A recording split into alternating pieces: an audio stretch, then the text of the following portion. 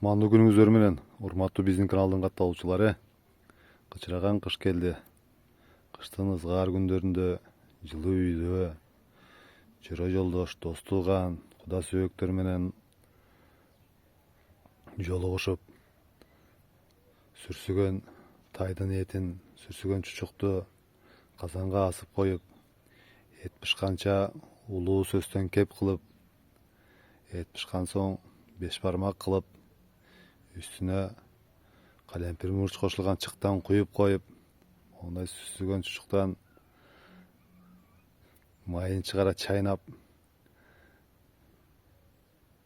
эс алганга не жетсин кыргыз баласына. Мынакей кезектеги тайдын, сүрсүгөн тайдын этин кардарыбызга жөнөтүп атабыз. Андыктан сиздер дагы сүрсүгөн эт ала турган болсоңуздар, сүрсүгөн чучук ала турган болсоңуздар, буйрутма бериңиздер. Ондай жөнөтөбүз.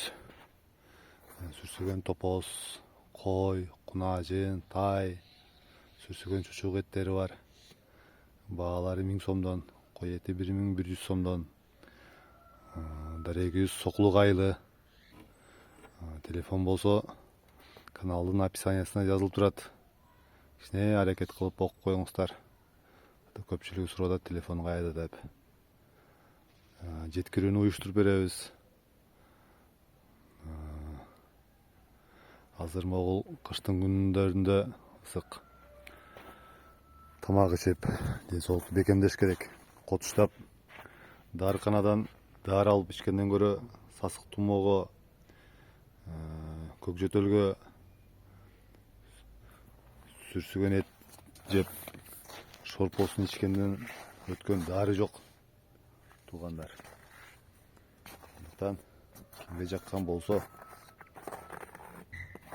буйрутма берип, эт алдырып жеңиздер.